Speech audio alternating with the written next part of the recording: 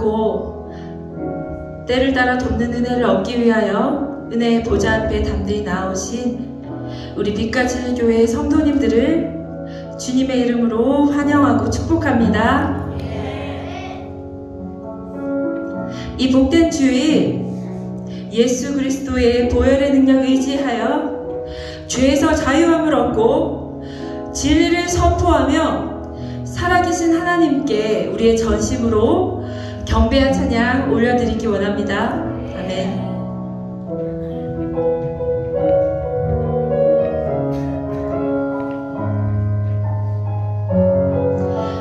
나는 예배자입니다. 함께 찬양하시겠습니다. 나는 하나님을 예배하는 예배자입니다.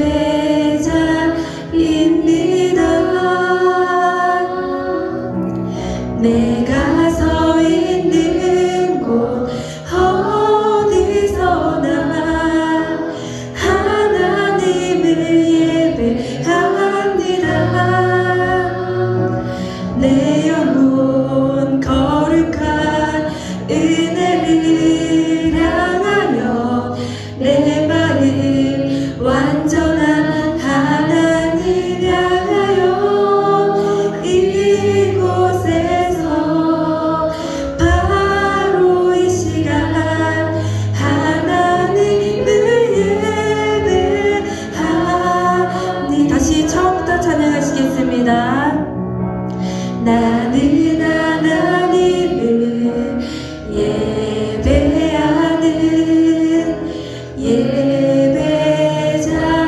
예배자입니다. 내가 서 있는 곳 어디서나 하나님을 예배합니다. 내 영혼 거룩한 은혜를 향하여 내 마음 완전한 하나님 향하여 이곳에서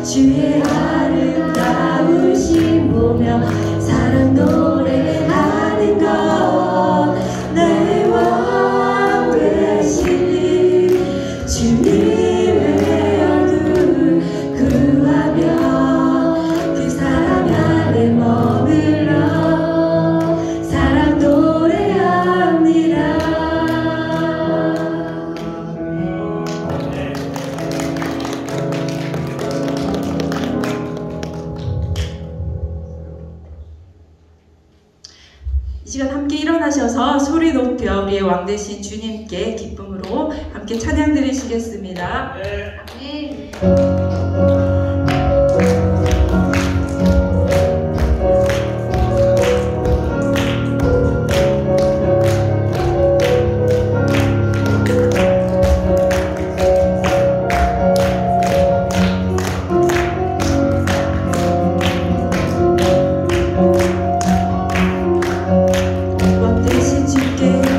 감사하세 그 사랑 영원하리라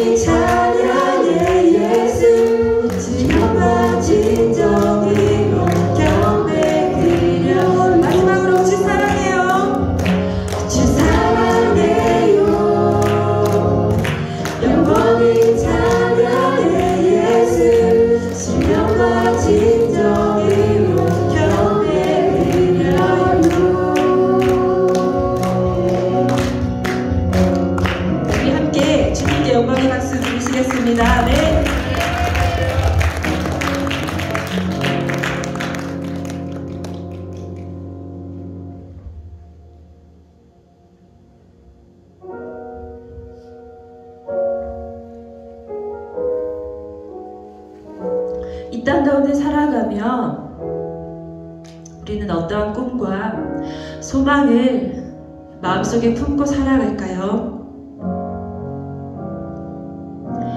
나의 연약함과 과거의 상처들, 미래에 대한 두려움으로 인해 어떠한 꿈도 소망도 없이 나를 포기한 채로 살아가지는 않습니까? 이제는 하나님의 빛 가운데 거하며 죄와 어둠을 물리치시고 우리를 영원히 용납하시며 새롭게 하실 산소만 되신 예수 그리스도를 의지합시다. 거룩히 살아갈 힘과 두려움 없는 믿음을 하나님께서 우리에게 주실 것입니다. 하나님의 꿈과 산소망 되신 예수 그리스도를 내 안에 온전히 품기를 사모합니다. 나의 하나님, 그 완전한 사랑을 함께 찬양합시다.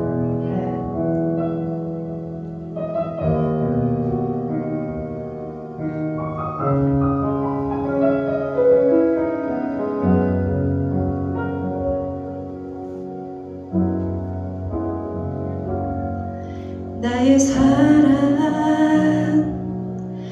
너는 어여쁘고 참 귀하다. 어느 보석보다 귀하다. 내가 사랑스럽지 않을 때 너를 온전히 사랑하고 너와 함께하려 내가 왔노라.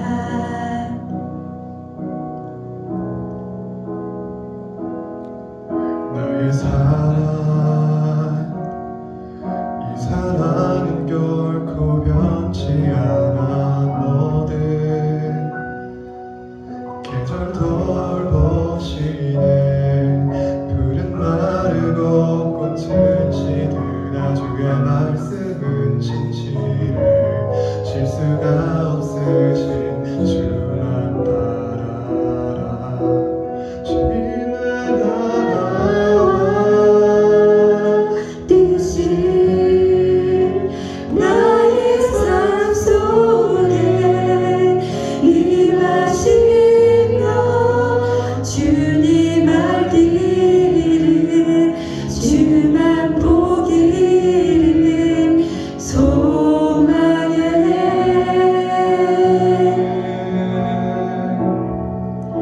거룩히 살아가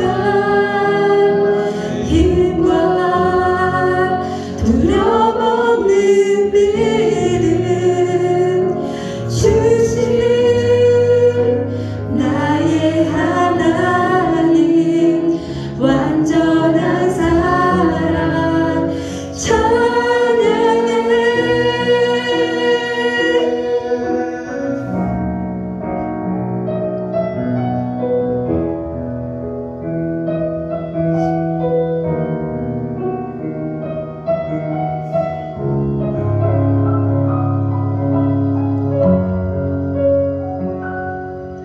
나의 사랑,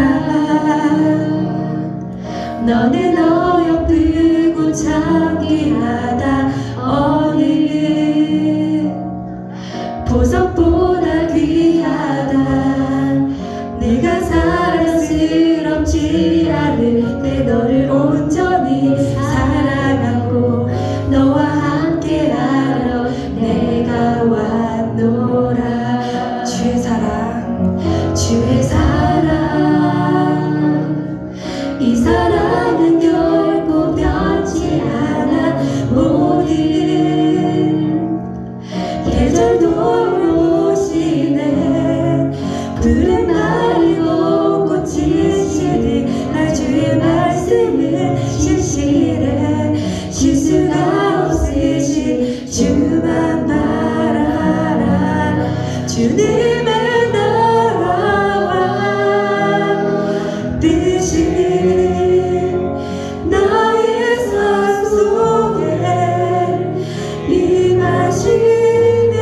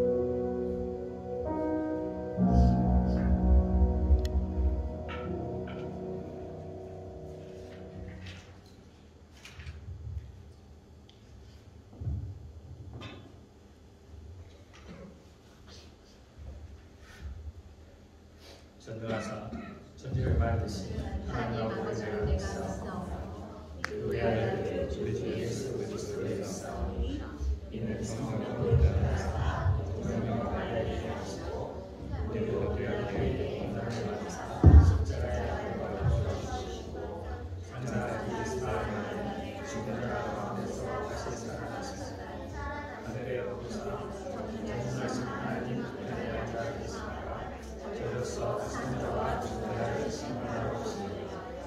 성령을 믿사오니 거룩한 공예와 성과 서로 교통하는 것과 죄를 사하여주시는 것과 몸이 다시 사는 것과 영원히 사는 것을 믿사옵나이다. 아멘.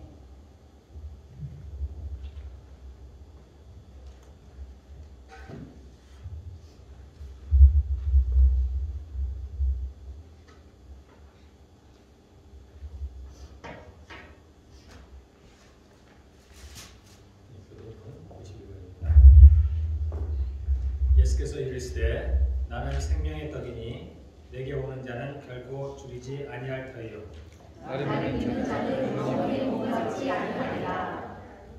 나는 하늘에서 내려온 살아있는 떡이니 사람이 이 떡을 먹으면 영생하리라. 내가 준 떡은 곧 세상의 생명을 위한 내 살이라 하십니다. 내 살을 먹고 내 피를 마시는 자는 영생을 가졌고 마지막 날에 내가 그를 다시 살리니 내 살은 참된 양식이요 내 피는 참된 육료로다. 내 살을 먹고 내 피를 마시는 자는 내 안에 거하고 나도 그의 안에 거하나니 살아계신 아버지께서 나를 보내시되 내가 아버지로 말미암아 사는 것 같이 나를 먹는 그 사람도 나로 말미암아 살리라. 새 계명을 너희에게 주노니 서로 사랑하라. 내가 너희를 사랑하는 것 같이 너희도 서로 사랑하라. 너희가 서로 사랑하면 이로써 모든 사람이 너희가 내 제자인 줄 알리라. 아멘.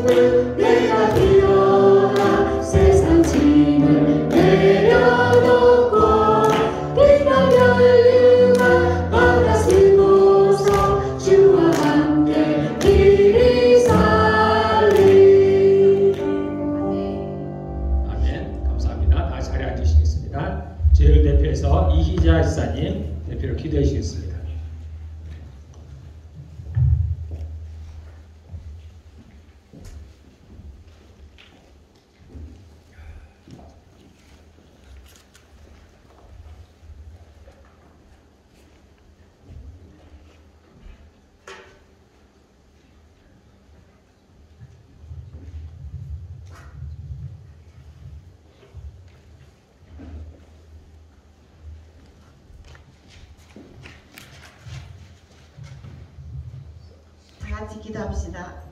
참 좋으신 하나님 아버지 감사합니다. 천지 만물을 창조하시고 인간의 생사 화복을 주관해 주시는 하나님 아버지께 찬양과 경배드립니다.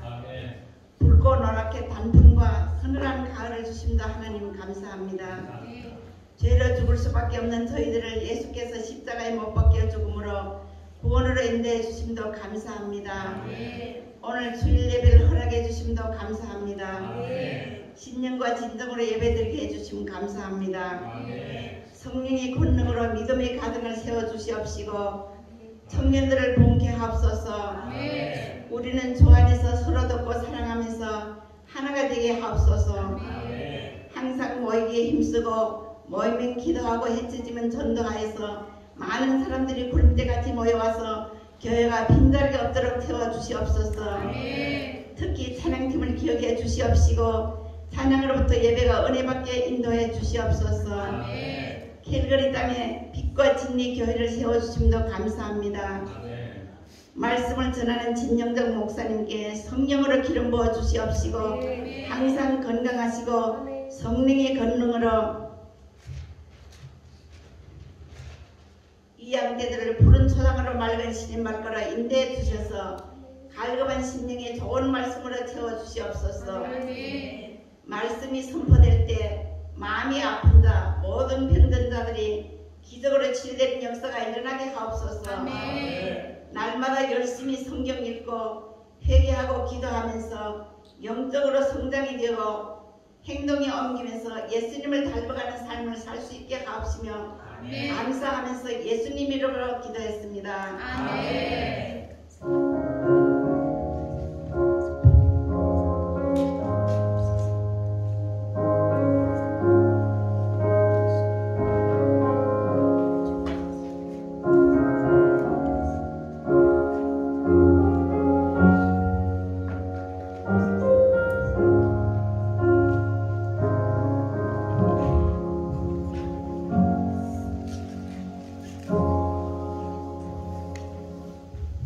예, 감사합니다. 예, 함께 예배하시는 모든 분들을 환영하고 예수님의 이름으로 축복합니다. 예, 잠깐 이제 잠깐 드리겠습니다. 저희 이제 한국에서 제 아내 이제 이모님과 이모부님이 여행차 방문을 하셨습니다. 예, 함께 인사 나누시겠습니다. 예, 감사합니다. 겉으로 보시기에 되게 젊어 보시는데 연세가 좀 되셨어요. 리타이어 하셨습니다. 네, 저도 사진 보고 깜짝 놀랐는데 젊으세요. 그 다음에 저희 이제 저희 참석하시긴 하였지만 제가 인사를 못 드렸는데요. 우리 이제 김인화 성도님 함께 저희 교회에서 함께 예배해 드리도록 하기로 하셨습니다. 예, 감사합니다.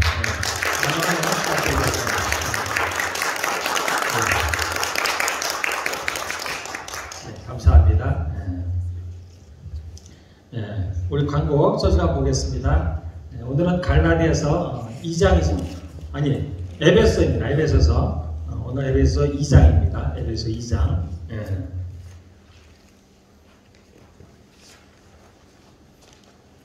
에베소서 2장.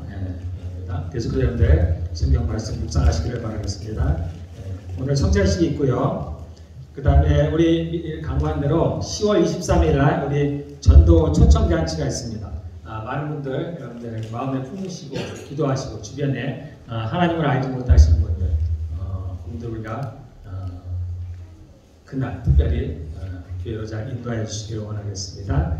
특별히 이제 정말 많이 아프신 분들, 어려운 분들, 정말 삶을 살아갈 때 힘드신 분들, 이 땅에서는 해결하지 못하실 그런 문제를 안고 계신 분들 아무든 관계가 없습니다.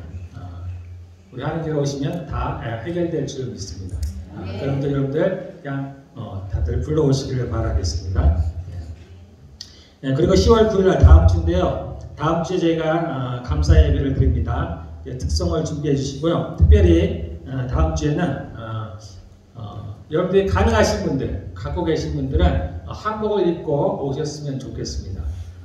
그날 우리가 특별하게 하나님께 예배를 드리면 좋겠습니다. 어린 아이도 있으면 입히고 오시면 좋고요. 남자분들도 갖고 계시면 입고 오시면 좋겠습니다. 예, 감사를 드립니다. 자, 오늘은 이제 성찬식이 있는데요. 그 전에 잠깐 우리 함께 기도하겠습니다. 아픈 분들을 위해서 기도하도록 하겠습니다. 자, 몸이 아픈 분들은 자신의 아픈 부위에 손을 얹으시면 되고요. 마음에 심히 괴로운 것이 있다든가 그러하신 분들은, 마음의 병이 있는 분들은 머리에 손을 얹으셔도 됩니다. 자녀분들에게 손을 얹으시고요. 기도하겠습니다. 하나님은 사랑이십니다. 하나님은 거룩하십니다. 하나님은 의로우십니다. 하나님은 승리자이십니다. 하나님은 치유자이십니다. 하나님 아버지 감사합니다. 주의 말씀에 의지하여서 이 시간 하나님 저희가 아픈 분들을 위해서 함께 기도합니다. 감사합니다. 내가 예수 그리스도의 이름으로 명하노니 우리 안에 있는 모든 어둠들은 이 시간 쫓겨나갈지어다. 내가 예수 그리스도의 이름으로 명하노니 우리 안에 모든 질병들은 이 시간 물품을 놓고 떠나갈지어다. 아멘. 감사합니다. 우리 저희 주일학교도 성찬을 함께, 성찬식을 함께 하고 그 다음에 이동을 하도록 하겠습니다. 다 함께 우리 성찬식을 거행하도록 하겠습니다. 자, 우리 찬송가 229장 함께 찬양하겠습니다. 1절에서 3절 229장.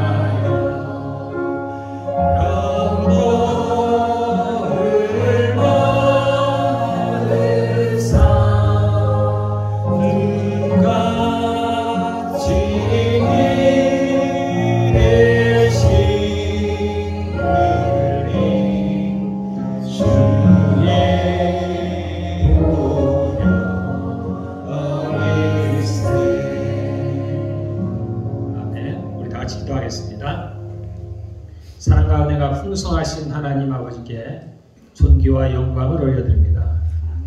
이 시간 저희들은 주님이 피 흘려 세우신 새 언약과 대속의 제물이 되사 우리를 죄에서 구원하신 예수 그리스도를 기념하기 위하여 성찬식을 거행하고자 합니다. 주님의 성령께서 이곳에 임재하시어서 저희와 하여금 그리스도를 향한 감사와 사랑의 마음으로 이 성찬에 참여하게 하여 주시옵소서. 떡을 떼고 잔을 내놓을 때 우리의 마음 깊숙이 하나님 나라의 백성임을 더욱 뚜렷이 새기게 하여 주시옵고, 형제의 사랑이 더욱 돈독하게 하여 주시옵고, 성도의 교제가 더욱 친밀하게 이끌어 주시옵소서. 우리 주 예수 그리스도의 이름으로 기도드립니다. 아멘.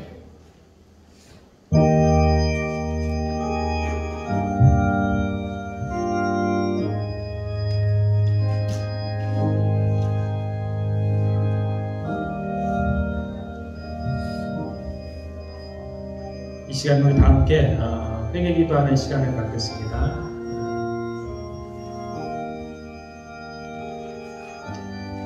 고린도전서 12장 20절에 보면 누구든지 주의 떡이나 잔을 합당하지 않게 먹고 마시는 자는 주의 몸과 피에 대하여 죄를 짓는 것이니라. 사람이 자기를 살피고 그 후에야 이 떡을 먹고 이 잔을 마실지니 주의 몸을 분별하지 못하고 먹고 마시는 자는 자기의 죄를 먹고 마시는 것이니라. 그러므로 너희 중에 약한 자와 병든 자가 많고 잠자는 자도 적지 아니하니. 주께서 우리 죄를 자백하면 우리 죄를 사하신다고 하십니다. 우리 성찬식에 참여하기 앞서 우리가 함께 회개하는 시간을 잠시 갖도록 하겠습니다.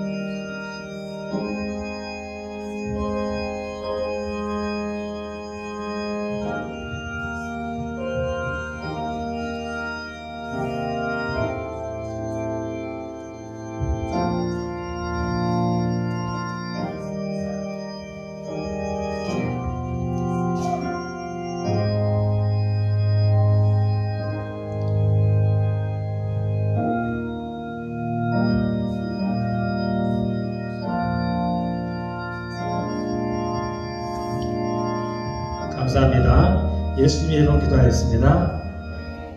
우리가 성찬을 하기 위해서 제가 간단하게 성찬의 의미를 잠깐 말씀드리겠습니다. 예수님께서 요한복음에 보면 돌아가시기 전날 밤에 그 제자들과 함께 마지막 만찬을 하십니다.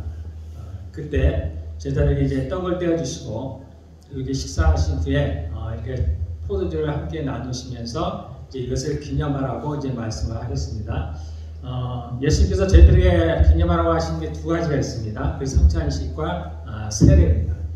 이 성찬의 의미는 우리가 떡과 잔을 함께 나누는데 이것은 기념식과 같은 겁니다. 무엇을 기념하냐면 주님께서 말씀하시길 나를 기념하라고 말씀하셨어요. 그것을 조금 더 풀어서 설명을 하면은 떡은 예수님의 몸을 의미합니다. 죄를 대신해서 십자가에 죽으신 주님의 몸을 의미하는 거예요.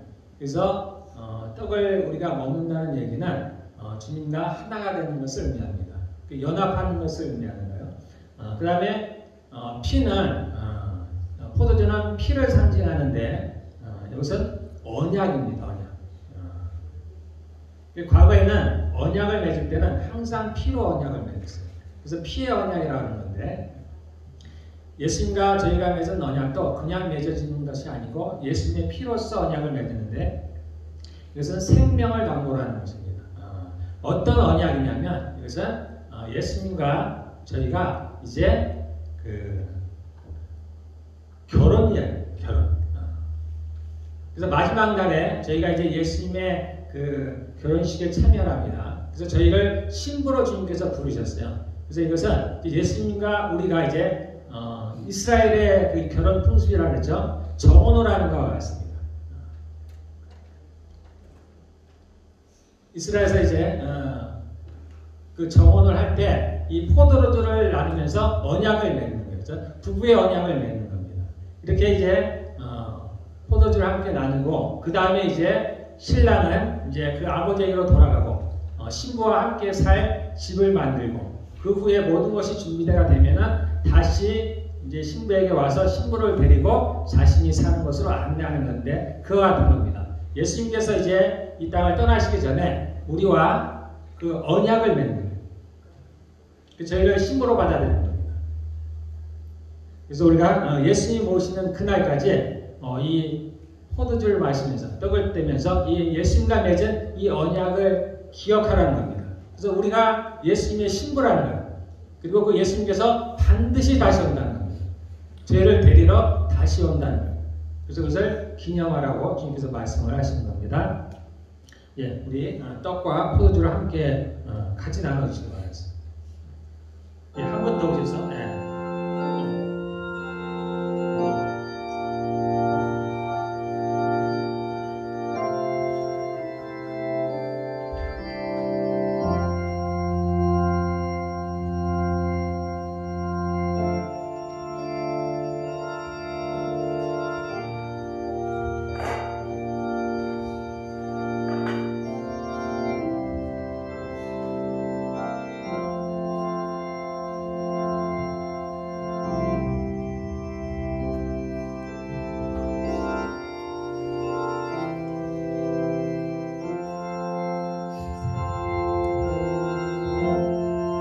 마음에 꺼이시거나 어쨌든 본인이 원치 않으시면 참여하지 않으셔도 됩니다.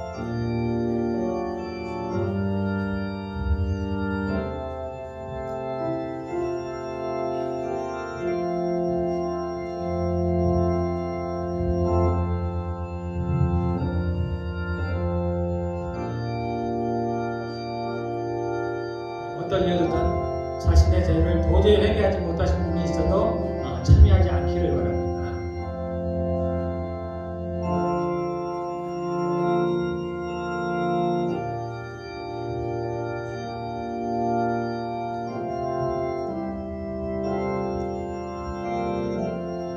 아이들도 같이 참여할 수 있습니다.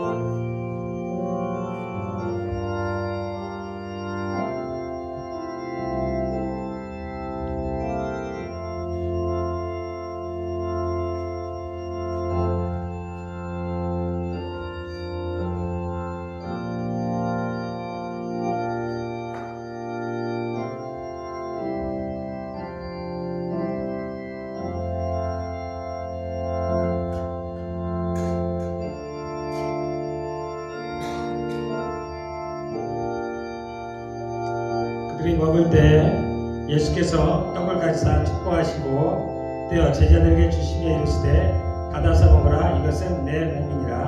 함께 떡을 드시겠습니다.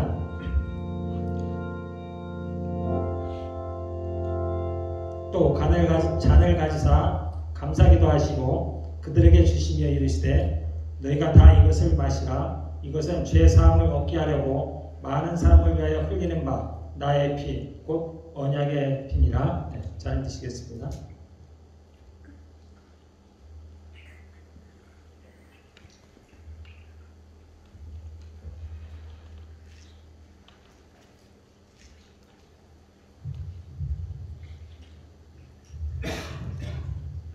찬송가 229장 4절 5절 찬양하시겠습니다.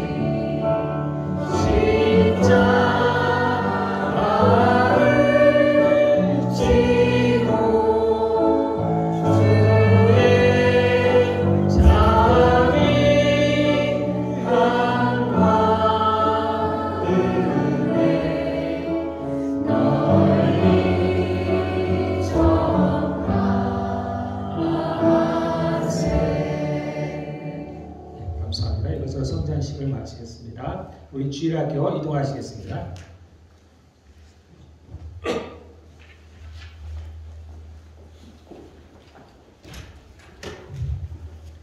우리 성경은 고린도전서 12장입니다.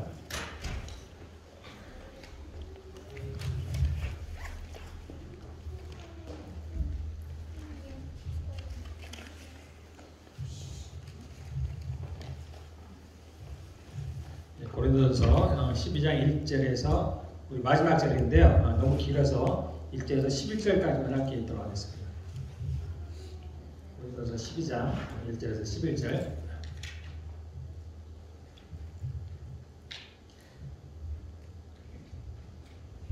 형제들아, 신령한 것에 대하여 나는 너희가 알지 못하기를 원하지 아니하노니 너희도 알거니와 너희가 이방인으로 있을 때에 말 못하는 우상에게로 끄는 그대로 끌려갔느니라. 그러므로 내가 너희에게 알리노니 하나님의 영으로 말하는 자는 누구든지 예수를 저주할 자라 하지 아니하고 또 성령으로 아니하고는 누구든지 예수를 주시라 할 수 없느니라. 은사는 여러 가지나 성령은 같고 직분은 여러 가지나 주는 같으며 또 사역은 여러 가지나 모든 것을 모든 사람 가운데서 이루시는 하나님은 같으니 각 사람에게 성령을 나타내심은 유익하게 하려 하시니라. 어떤 사람에게는 성령으로 말미암아 지혜의 말씀을, 어떤 사람에게는 같은 성령을 따라 지식의 말씀을, 다른 사람에게는 같은 성령으로 믿음을, 어떤 사람에게는 한 성령으로 병 고치는 은사를, 어떤 사람에게는 능력 행함을, 어떤 사람에게는 예언함을, 어떤 사람에게는 영들 분별함을, 다른 사람에게는 각종 방언 말함을, 어떤 사람에게는 방언들 통역함을 주시나니 이 모든 일은 같은 한 성령이 행하사 그의 뜻대로 각 사람에게 나누어 주시는 것이니라. 아멘.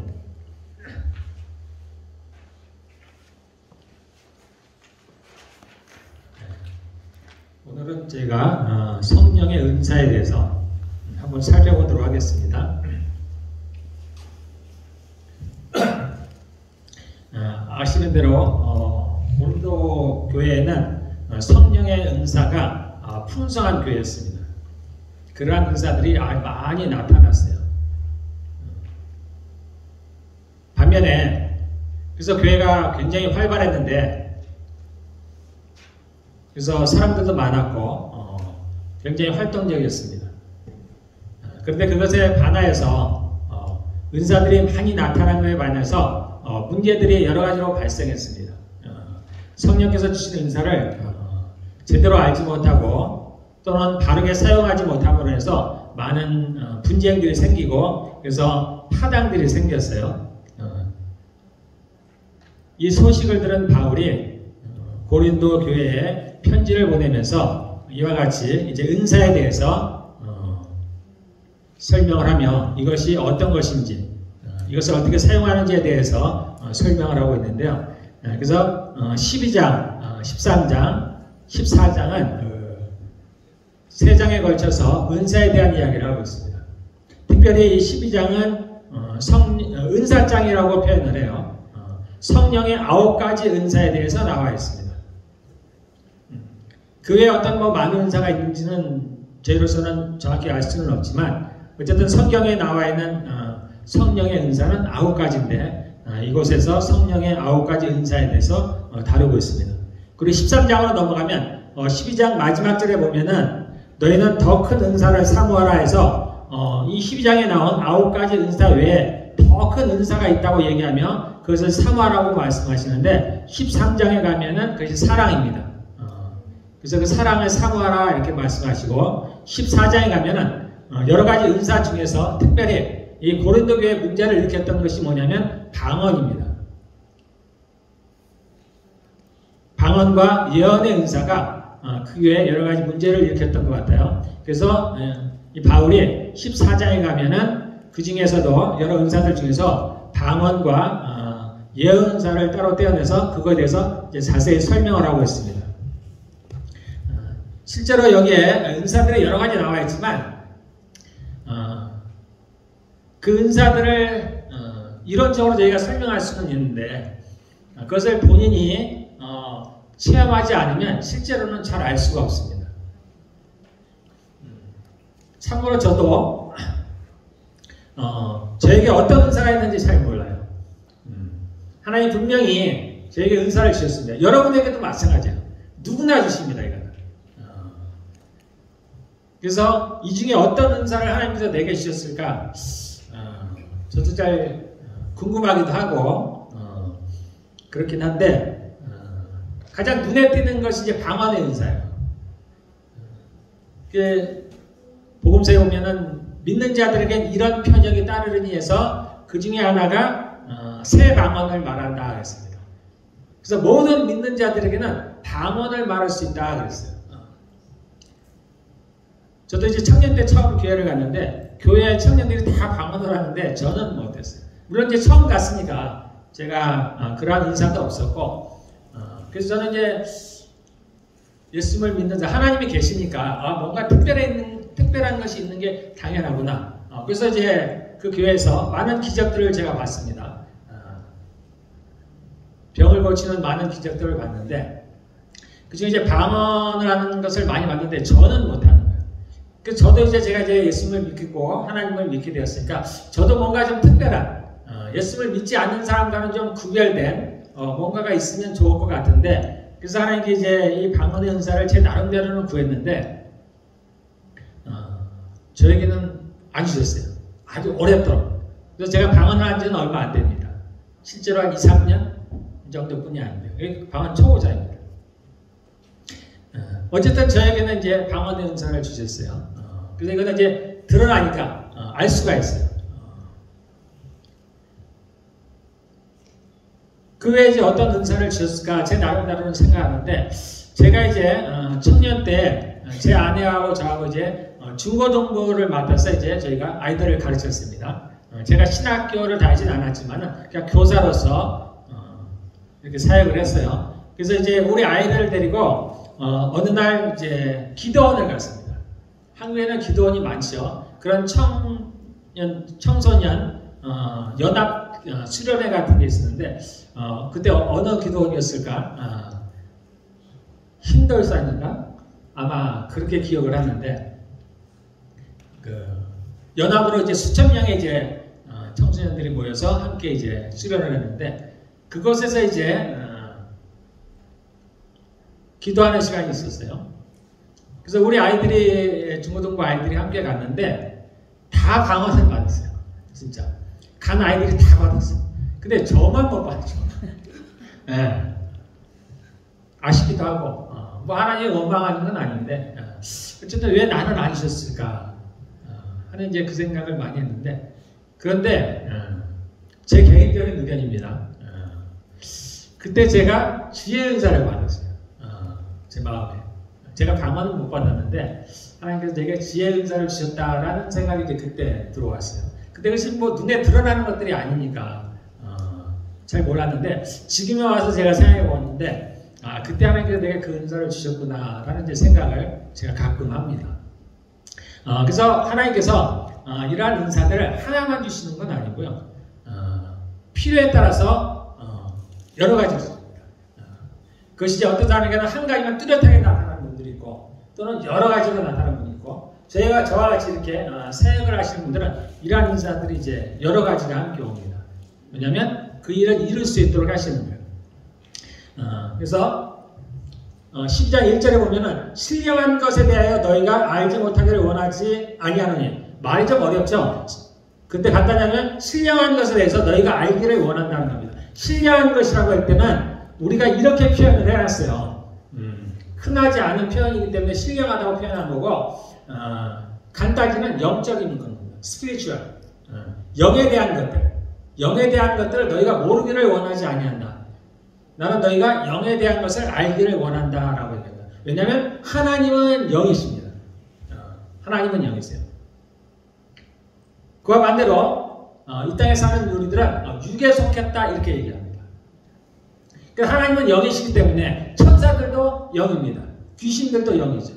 그래서 우리 육신의 눈을 가지고는 그러한 영의 세계를 볼 수가 없고, 우리의 육신의 지혜로는 그 영의 세계를 알 수가 없습니다.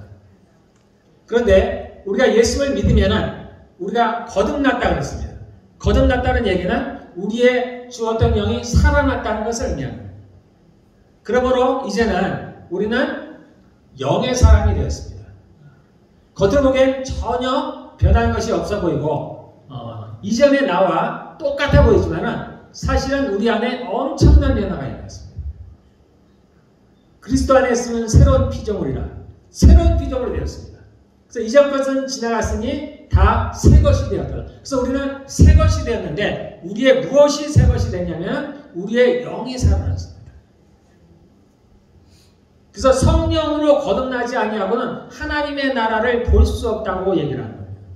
성령으로 거듭나지 않으면, 다시 말해서 우리가 성령으로 새로운 생명이 태어나지 않으면, 즉 우리의 영이 살아나지 않으면 하나님의 나라를 알 수가 없다는 거예요. 당연하죠. 하나님의 나라는 영의 나라입니다. 영의 세계.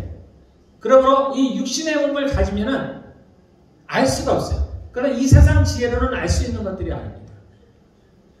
새로 태어나야 돼요. 이것은 우리의 힘으로 태어나시는 것들이 아닙니다. 이것은 성령에서 태어나는 거예요.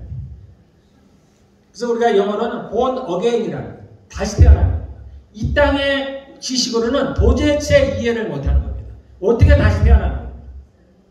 그래서 니고데모가 말하기를, 그럼 내가 다시 엄마의 뱃속에 들어갔다 다시 나는 것이 새로 태어나는 겁니까? 이렇게밖에 얘기할 수가 없는 거예요. 우리는 본 적이 없고 들은 적이 없기 때문입니다. 어쨌든 예수를 믿으면 우리 안에 성령이 오십니다. 그 성령으로 말미암아서 우리의 죽었던 영이 살아난 거예요. 그래서 중생, 좀 어려운 말로 중생입니다. 영어로는 born again이에요. 쉬운 말로 다시 태어난 거예요. 나에게 새로운 생명이 태어났으므로 이제 나는 더 이상 육의 사람이 아니고 영의 사람이 되었습니다. 그러므로 우리가 영의 것을 알아야 된다는 거예요. 우리가 구원을 받았다든지 또는 내가 거듭났다든지 그러한 것들은 우리가 눈에 보이는 것들이 아니에요. 그래서 알 수가 없습니다. 그렇지만 알 수 있는 방법이 있어요.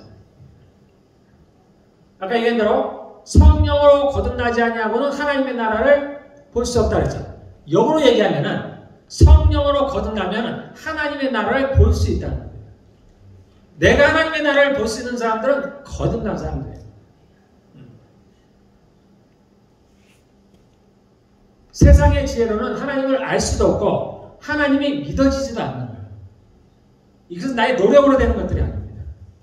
저는 청년 때 예수를 믿게 됐는데 그 전과 후가 완전히 달라요. 제가 예수를 믿기 전에, 교회를 다니기 전에 세상 사람들도 마찬가지고 저도 마찬가지입니다. 흔히 어쩌면 있을 것 같은 그러한 절대자, 하나님 혹은 어떤 신 생각을 합니다. 혹시 누가 있지 않을까? 누가 이 세상을 창조하지 않았을까? 우리가 모르는 어떤 신이 존재하지 않을까? 막연하지만 생각합니다. 어떤 사람은 그거에 대한 생각이 좀 강한 사람들이 있어요. 소위 종교적이라는 종교심이 많은 사람들입니다. 그래서 거듭나지 않아도 신이 있다고 얘기하는 분들도 있습니다. 그러나 진짜 신이 있다고 믿는다든가 하는 건 다른 얘기예요. 제가 예수님을 믿고 내가 거듭났을 때와 그렇지 않았을 때는 전혀 다릅니다. 진짜 살아계신 하나님이 계시다는 건 그 이전에는 상상할 수가 없는 일이에요. 반대로 이제 와서 하나님이 계시지 않다고 얘기하는 건 상상할 수 없는 일이에요. 누가 가르쳐서가 아니고 내가 거듭났기 때문에 알게 되는 겁니다. 그냥 저절로 아는 거예요. 누가 가르칠 필요가 없어요. 하나님이 살아계시다는 걸 그냥 알게 돼요. 그리고 이전에는 내가 하나님과 전혀 관계가 없습니다. 하나님과 소통을 할 수가 없죠. 왜냐하면 나의 영은 죽어 있었기 때문에 그 영이신 하나님을 알 수가 없어요. 소통할 수가 없습니다. 그 길이 없어요. 그런데 이제 내가 거듭남으로 말미암아서 내 영이 살아남으로 말미암아서 내가 하나님과 교통을 하는 거예요. 기도는 그래서 막연한 게 아니에요.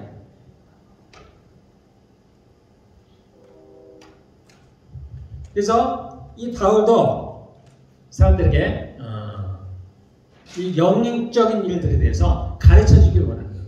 로마서에서도 보면은 그런 얘기를 바울이 하죠. 내가 너희한테 가서 어떤 신령한 것을 알려주려고 한다. 알려주려고 한다. 영적인 것들을 너에게 주려고 한다는 거예요. 다른 얘기로 하면 성령의 은사들 내가 좀 너에게 주고 싶다라는 거예요. 우리도 성령의 은사를 받아야 됩니다. 그걸 받지 않고는 살아갈 수가 없어요. 어떤 일을 해나갈 수가 없습니다. 그래서 바울이 신령한 것에 대해서 알리기를 원했습니다. 자, 4절부터 보면은 4절, 5절, 6절에 보면은 삼위일체 하나님께서 어떻게 이 땅에서 그분들의 뜻을 이루어 가시는지를 우리에게 설명을 하고 있어요. 그래서 성령과 성자 예수님과 성부 하나님께서 어떻게 서로 합력해서 그분의 뜻을 이루시는지를 설명을 해 놓았는데, 첫 번째 보면, 은사는 여러 가지나 성령은 같고, 그러니까 성령께서 각 사람에게 은사를 주십니다. 그래서 은사를 주시는 분은 성령이에요. 그래서 성령의 은사라고 얘기합니다. 은사라는 말은 간단히 영어로는 기프트예요. 선물. 그냥 거저 주시기 때문에 선물이라고 표현합니다. 우리의 노력이나 의지나 그런 거와는 관계없이 하나님께서 우리에게 그냥 은혜로 주신다 해서 그냥 은사라고 얘기하는 겁니다. 그냥 기프트예요. 단지 그것이 성령님으로부터 오기 때문에 성령의 은사라고 합니다. 성령이 주시는 선물이에요. 자, 두 번째, 직분은 여러 가지나 주는 같으며 우리에게 저처럼 이제 목사라든가 또는 집사님이라든가 기타 여러 가지 직분들을 주시는데 그 직분을 세워주시는 분은 예수님이라는 겁니다. 예수님이 십자가에 죽으시고 다시 살아나시면서 그분이 뭐가 되셨어요? 왕이 되셨습니다. 왕. 그분이 주가 되셨어요. 그분은 우리의 왕입니다. 이제 우리가 올 새하늘과 새 땅, 그 영원한 나라의 왕은 예수님이에요. 그분이 우리에게 각자에게 직분을 주시는 거예요. 그래서 여러분들이 믿기만 하시면 여러분들이 갖고 있는 직분은 주님께로 온 겁니다. 그래서 제가 처음에 집사 직분을 받을 때 저는 그렇게 좋았어요. 하나님께로부터 온 것이 좋지 않은 게 어디에 있겠습니까? 야, 하나님께서 내게 이 직분을 주셨구나. 저거 얼마나 감격스러운지. 여러분들이 갖고 있는 직분이 주님께로 온 것이라고 믿으시기를 바라겠습니다. 그 다음에 6절에 보면 이런 사역은 여러 가지나 모든 것을 모든 사람 가운데서 이루시는 하나님은 같으니, 보통 하나님이라고 얘기할 때는 성부 하나님을 가리킵니다. 그러니까 전체적으로 일을 계획하시는 분, 일을 계획하시는 여호와, 일을 계획하시는 분은 성부 하나님, 그리고 그 일을 이루시기 위해서 사람들을 세우시는 분은 예수님이고, 그 각 사람들에게 그 일을 이루기 위해서 능력을 부어주시는 이가 성령이십니다. 이렇게 일을 하고 계십니다. 그래서 그 중에 이제 하나님 아버지와 예수님은 하늘에 계십니다. 지금. 그리고 이 땅에서 사역하신 분은 성령이세요. 그래서 실질적으로 우리 가운데 역사하시는 분은 성령님이십니다. 자, 이러한 실제로 보면 각 사람에게 성령의 이러한 은사들은 성령에 나타나십니다. 성령의 능력들이라든가 또는 성령께서 나타나십니다. 그래서 우리가 이제 은사라고 표현을 하는 건데요. 그것은 왜 우리에게 주셨냐면 유익하게 하려는 것이다. 우리 모두에게 유익을 위해서 주셨다는 거예요. 우리를 망하게 하시려고 하는 게 아니고, 그래서 하나님께로부터 온 거예요. 성령으로부터 은사는 모든 것이 좋은 거예요. 그래서 잘못 사용해서 우리가 잘못된 인식을 갖고 있긴 하지만 본래는 그렇지 않습니다. 하나님으로부터 온 은사들은 좋은 것입니다. 우리를 위해서 주신 것들이에요. 자, 그 은사에는 여기 고린도전서에는 9가지가 나와 있어요. 그래서 성령의 9가지 은사다 이렇게 얘기합니다. 그 은사에 대해서 우리가 잠깐 한번 살펴볼 텐데요.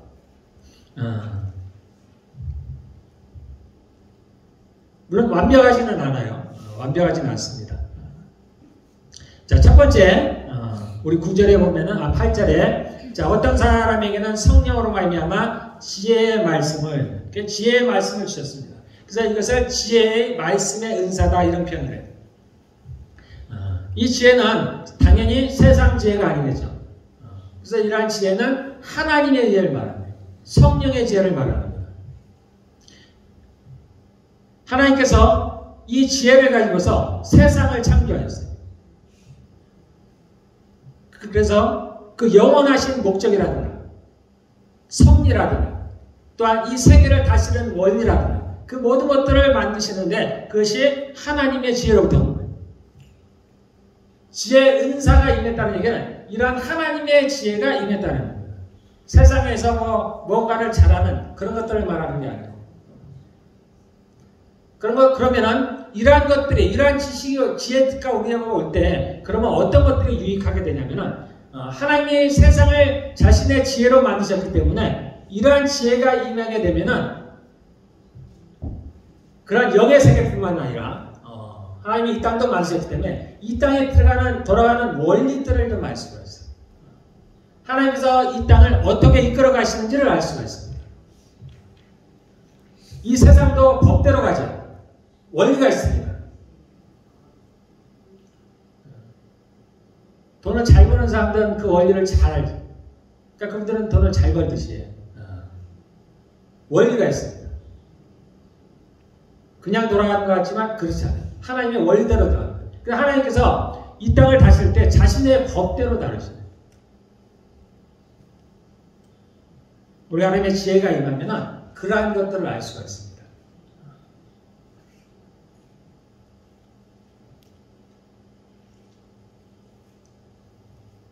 자, 그 다음에 두 번째가 뭐냐면 지식의 은사입니다. 지식의 말씀. 지식의 말씀이라고 표현하죠. 지식의 말씀의 은사라는 겁니다. 자, 이것은 당연히 세상의 지식을 말하는 건 아닙니다. 어떤 것들을 많이 알고 우리가 책을 읽는다든지 배워서 많이 있는 그러한 지식을 말하는 건 아니고 이것은 하나님의 지식을 알게 하는 거예요. 그래서 이것은 뭐냐면은 우리가 알 수 없는 것들 우리의 힘으로는 알 수 없는 것, 또는 우리의 지혜로는 알 수 없는 것들, 또는 숨겨진 것들, 또는 어떠한 문제들을 발생했을 때 그 원인의 그러한 문제의 근본적인 원인들, 그러한 것을 알게 되는 걸 말합니다. 하나님께서 우리 인간들에게 두 가지를 모르게 하셨는데요. 첫 번째는 미래에 대한 겁니다. 미래를 알려주시지 않았어요. 알지 못하도록 하셨어요. 또 하나는 각 사람의 마음을 보지 못하도록 하셨어요. 그러니까 우리가 아무리 가까워도 다른 사람의 마음을 알 수가 없습니다. 하나님이 두 가지를 우리에게 모르게 하셨는데 이 지식의 은사가 임하게 되면 그러한 것들을 알 수가 있어요. 특별히 다른 사람에게 있는 숨겨진 것들을 알 수가 있어요. 그래서 어떤 사람에게 병이 있을 때 육체가 약해서 그런 것도 있지만 다른 원인들이 있어요. 어떤 사람에게 삶을 살아가는데 심각한 문제가 있을 때 그 문제의 원인들을 알 수가 있어요. 이러한 원인들, 그러한 것들을 알 수 있는 은사가 지식의 은사라는 거예요.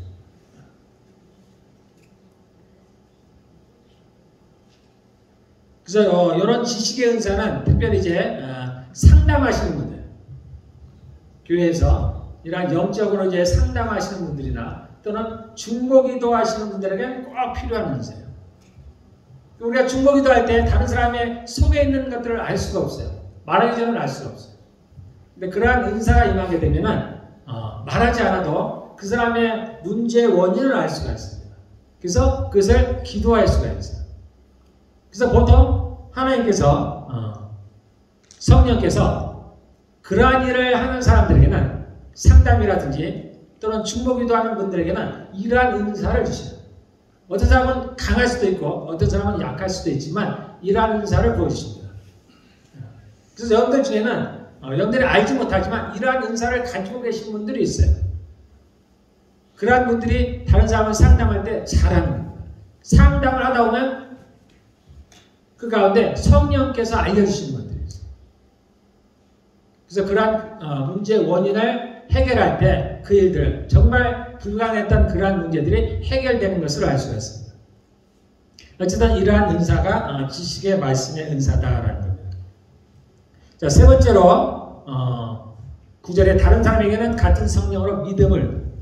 자, 이 믿음은 우리가 아는 그러한 믿음하고는 조금 다릅니다. 물론 우리가 처음 예수님을 믿을 때 하나님께서 우리에게 믿음을 주셔요. 그 믿음은 하나님이 주시는 선물입니다. 이것은 구원 얻을 믿음이에요. 이것은 사람으로부터 오지 않습니다.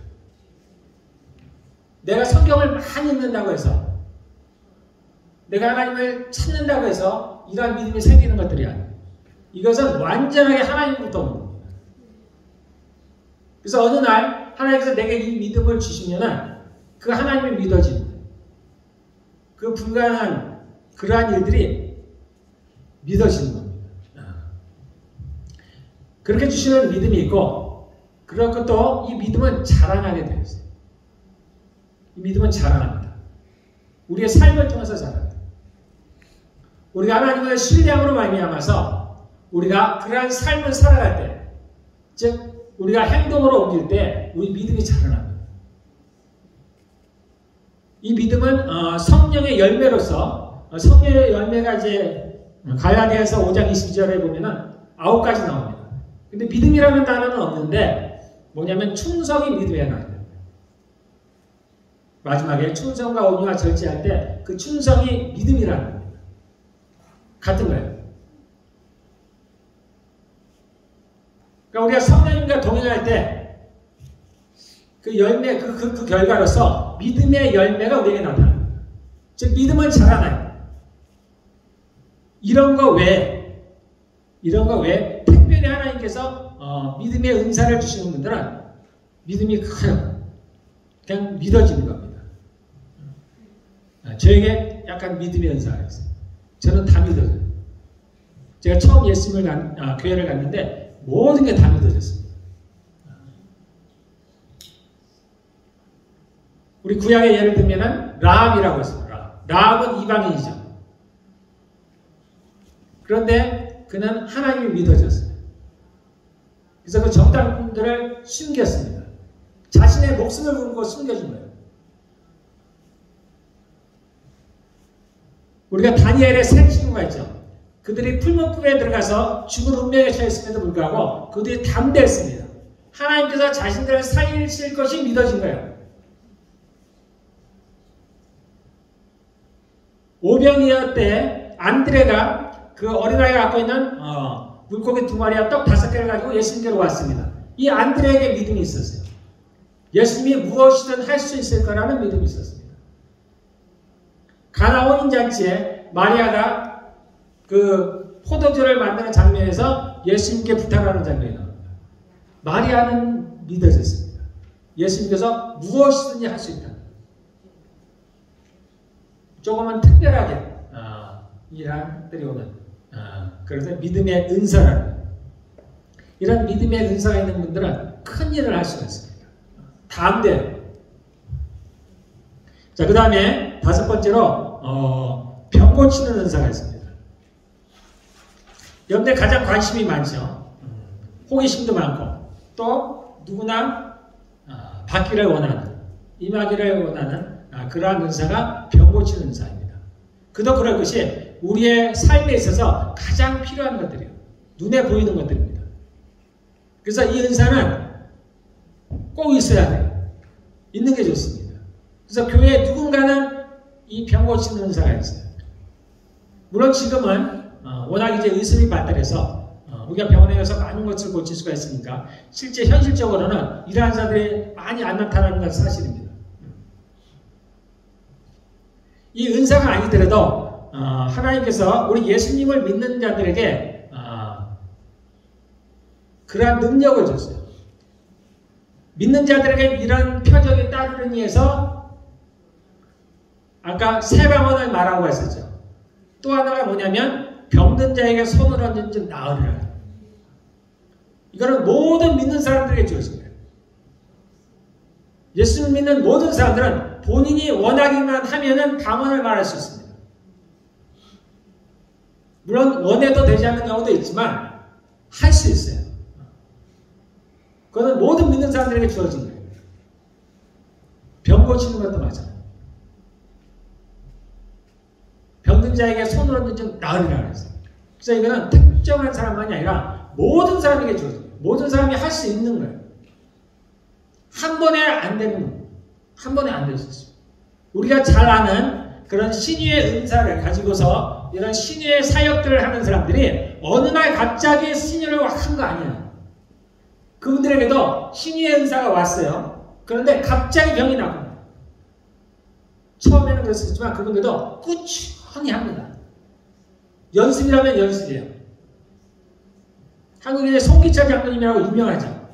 신유은사 사역을 하는 병 고치는 사역을 하는 분으로 송기철 장로님이 유명한데 그분이 자신의 간증을 할 때 그랬어요.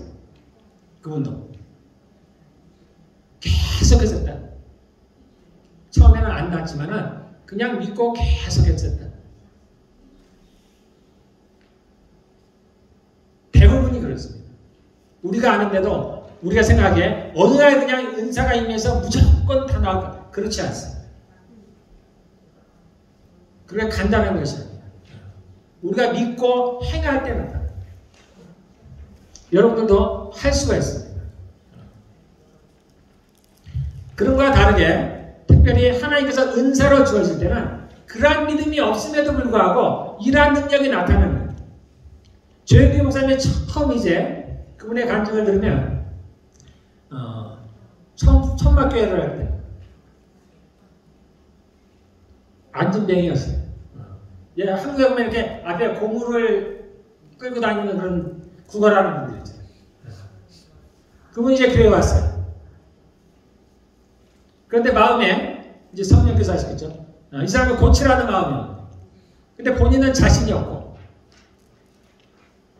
근데 그러한 마음이 강하기 때문에 그 사람에서 기도했어요. 기도도 다른 것도 아니에요. 본인의 얘기는 그 사람 이제 보통 이제 무릎을 꿇고 있잖아요. 그냥 무릎 위에 올라갔다고 합니다. 그러니까 우리가 볼 때 상상할 수 없는 일을 한 거예요. 그 연약한 사람 위에 무릎 올라갔으니 어떻게 됐어요? 뼈가 두두두두 하고 다 부러졌다. 그래서 자기는 그 쳐다보지도 못하고 그 사람 믿음은 없었어요. 날 거라는 믿음이 없어요. 자기는 놀래서 그냥 뒤돌아서 도망치는데 갑자기 소리치기 시작해요. 그 사람이 일어나서 소리를 치기 시작해요. 그때부터 이제 은사가 나타나기 시작해요. 실제로 조영기 목사님이 이제 그러한 이제 사역들을 하면서 교회가 많이 커졌죠.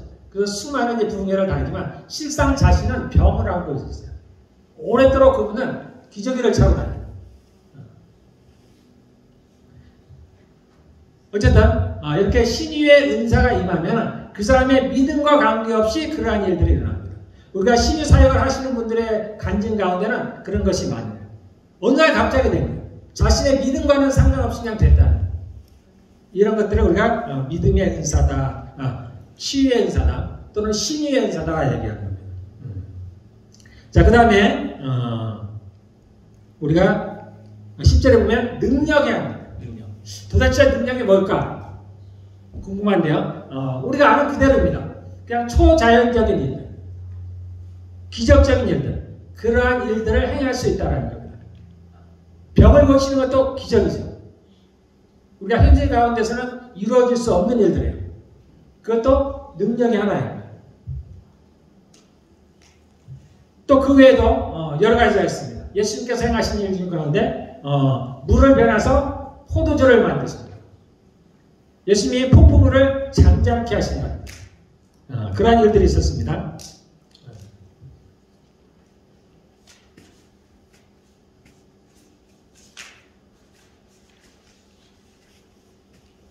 이러한 초자연적인 능력을 할 수 있는 능력, 그러한 은사가 능력의 은사입니다.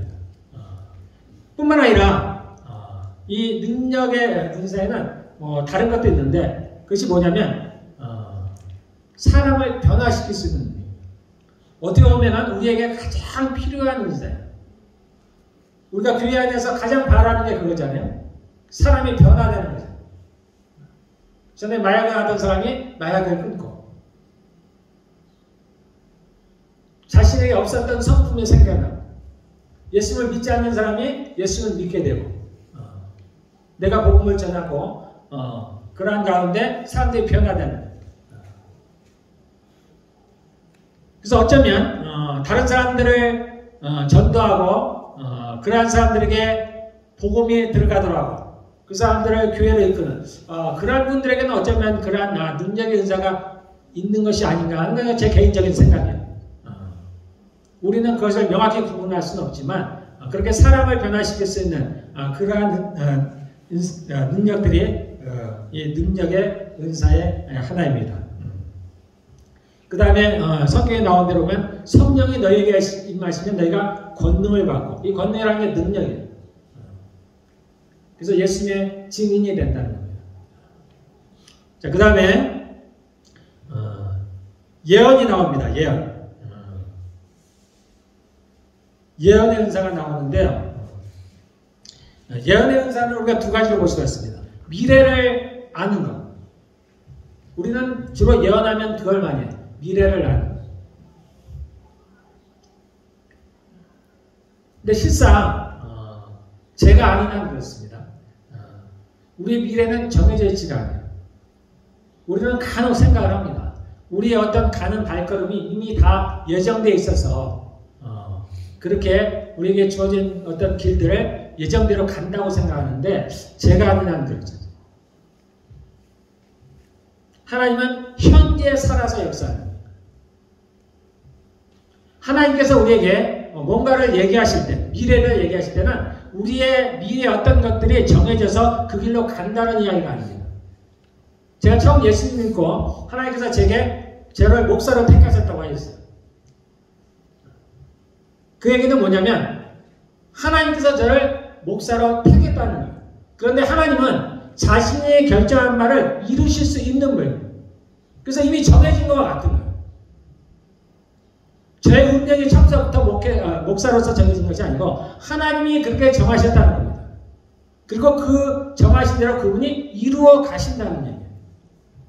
그래서 우리가 이제 간혹 귀신들도 미래에 대해서 얘기를 해요. 그래서 점을 친다든가 이것에 대해서 여러분들 오해하지 마시기를 바라요. 미래에 우리의 어떤 것들이 정해져 있어서 그 귀신이 그것을 알아서 얘기한다고 생각하시면 안 돼요.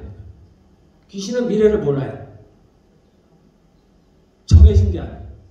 그것은 마치 뭐와 같으냐면 하나님께서 저를 목사로 택하셨을 때 그분이 능력으로 저를 이끌어 가듯이 우리가 마귀에게 우리의 미래에 대해서 알기를 원하고 그에 대해서 우리의 미래에 대해서 예언해 주기를 요할 때는 그것은 우리의 운명을 그한테 맡기는 겁니다. 그래서 자신의 운명을 귀신에게 맡기는 거예요. 그래서 귀신이 정한 대로 가는 거예요. 우리는 거기에 매이게 돼요. 성경은 이것이 이제 영적인 원리들인데 너희가 땅에서 매면 하늘에서도 매는 거예요. 땅에서 풀면 하늘에서도 풀리는 겁니다. 그래서 내가 그러한 점치는 자에게 미래를 물어본다는 얘기는 나의 미래를 맡기는 것 같은 거예요. 그래서 나는 그가 정하는 대로 이끌려가는 거예요. 매이게 되는 거예요. 근데 예수님을 믿는 사람들은 그러한 점을 칠 수가 없죠. 당연히. 그러한 점괘도 나오지도 않고 우리는 거기에 매일 수가 없는 자들이에요. 그래서 우리가 예언에 대해서 생각할 때 우리 개인적인 어떤 미래를 알기를 원하시는데 그렇지 않아요. 그래서 하나님께서 우리의 어떤 것들을 미래 제 경우처럼 저를 목사로 택하셨다든가 뭐 그럴 때 주님께서 그렇게 이끌어 가신다는 겁니다. 그래서 간혹 그렇게 미래에 대해서 얘기하시는 건 있어요. 그래서 하나님께서 어떤 것들을 정하셨을 때 누군가를 통해서 얘기하는 겁니다. 보통 이것들은 교회적으로 하는 이야기들이 많아요. 개인적인 것보다는 교회적인 이야기입니다. 그래서 보통 우리가 예언의 은사다 그럴 때는 그렇게 미래를 얘기하는 것보다는 권면하는 거예요. 다른 사람들을 위로하고 권면하는 은사예요. 그렇게 보시면 됩니다. 자, 다음에는 우리가 영들 분별하는 건데요. 이것이 굉장히 중요하죠. 그래서 제가 이거를 잠깐 말씀드리면은 요한일서에 보면 그런 말이 있습니다. 너에게 오는 모든 영들을 믿지 말고 그 영들이 어디에서 왔나 분별하라.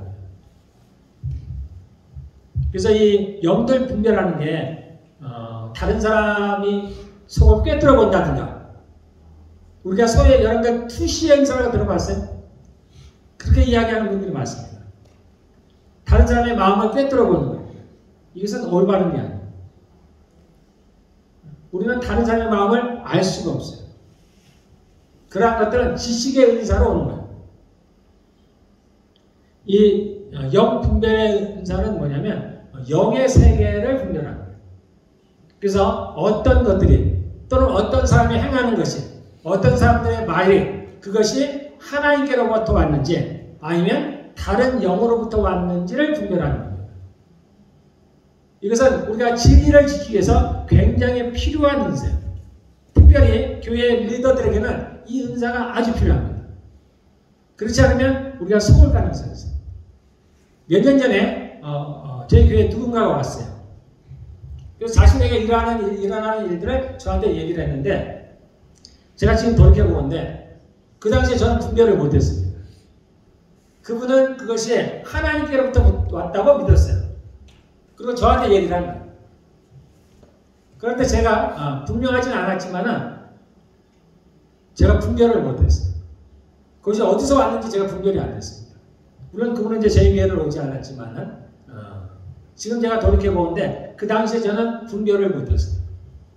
지금은 제가 분별할 수 있어요. 그건 하나님께로부터 온 것이 아니었는데 그 당시에는 제가 분별을 못했기 때문에 제가 그분한테 명확하게 얘기해 주지 못했어요.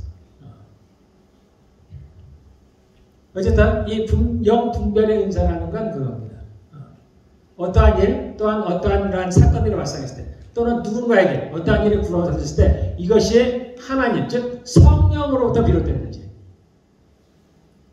또는 다른 영들로부터 다른 영이라는 건 뭐 사단을 말합니다. 마귀들을 말합니다. 그러한 영들로부터 비롯됐는지를 내가 분별해낼 수 있는 능력입니다. 그래서 우리에게 이러한 능력들이, 이러한 은사들이 오면은 우리가 그러한 진리를 지키기에 아주 좋습니다.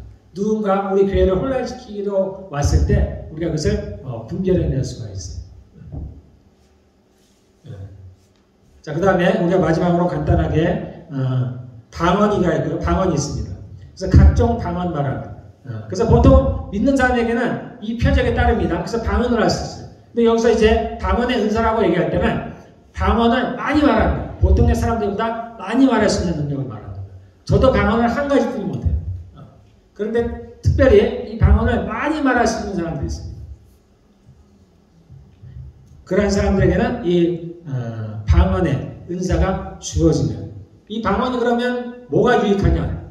그런데 우리 나중에 14장에 가면은 방언의 유익에 대해서 알 수가 있습니다. 그 다음에 마지막으로 이제 은사가 이 방언들의 통역하는을 말합니다. 여기 나온 대로 방언들 통역합니다. 내가 하는 방언은 내가 통역을 할 수가 있어요. 제가 기도하면서 하는 방언은 제가 혼자 통역할 수가 있습니다.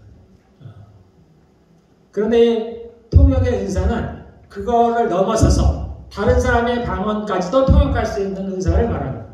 다른 사람이 방언하는 것을 들었을 때 그 내용을 알 수가 있는 거예요.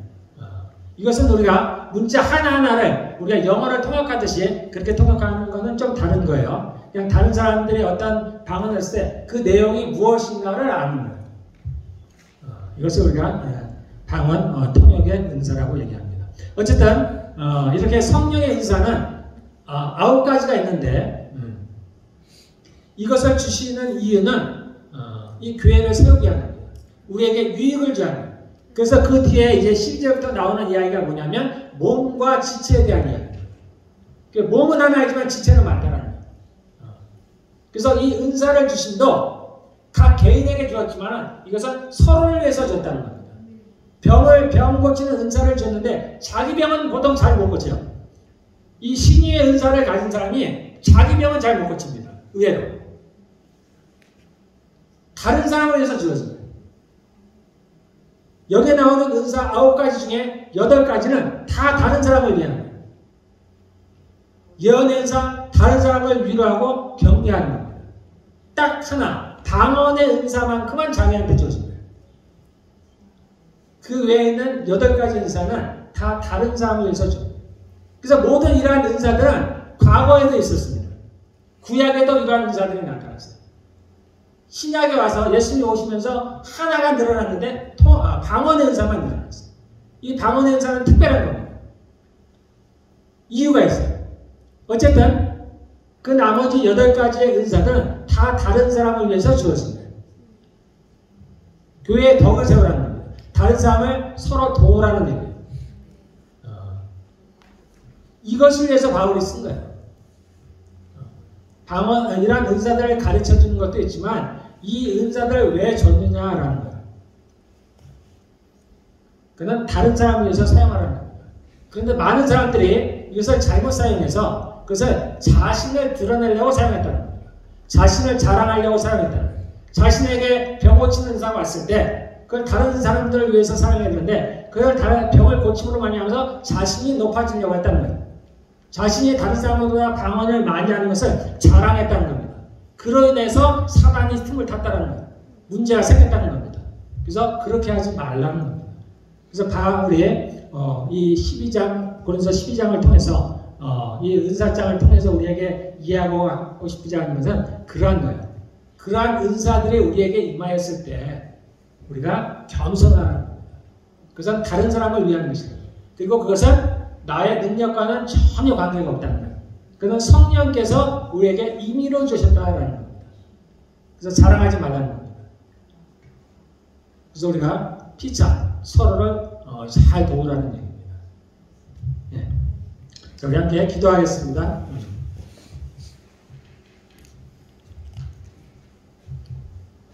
언젠가 여러분들에게 이러한 은사가 주어질 것인데 또는 이미 주어진 사람도 있을 겁니다. 그런데 그러한 은사들을 사용할 때 우리가 넘어지지 않도록 정말 하나님이 우리에게 주신 그 목적대로 다른 사람들을 사랑할 수 있도록 그렇게 잘 사용하시기를 바라겠습니다.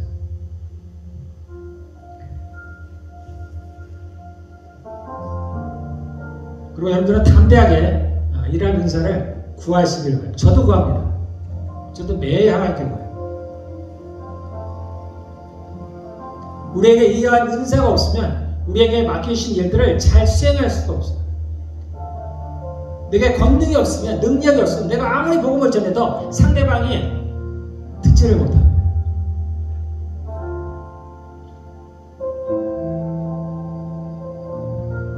우리가 다른 사람이 처해진 어떤 문제를 하기 위해서 우리에게도 지식의 은사가 필요해요. 그래서 그 근본적인 문제를 우리가 알아야 해결할 수가 있습니다. 이건 성령께서 주시는 거예요. 여러분들 담대하게 구하시기를 바라겠습니다.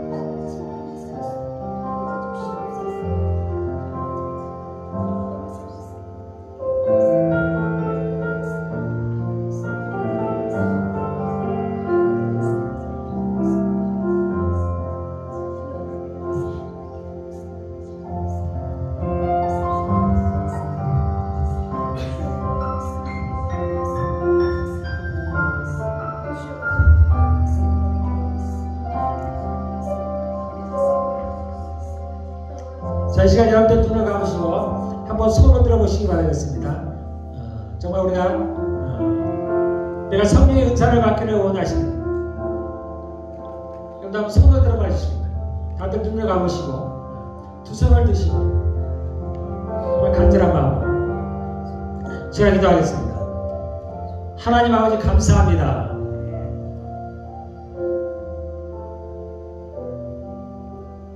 이 시간 하나님 저희들이 성령의 은사를 구합니다. 하나님. 그래서 사모해서 손든 모든 이들에게 주의 성령께서 필요하신 대로 이 시간 주의 은사들을 부어주시기를 원합니다. 믿음이 필요한 분들에게 믿음을 주시고 병 고치는 은사가 필요한 이에게 하나님 그러한 은사를 나눠주시고 능력이 필요한 이들에게 능력의 은사를 부어주시기를 원합니다. 그래야 그 풍성한 은사들로 말미암아 주의 몸된 교회가 바르게 세워져 나갈 수 있도록 하나님 축복하시기를 원합니다. 예수님의 이름으로 기도했습니다. 이제는 우리 주 예수 그리스도의 은혜와 하나님의 사랑과 성령의 교통하심이 이곳에서 예배하는 또한 빛과 진리교회에 속한 모든 이들에게 함께 있을지어다.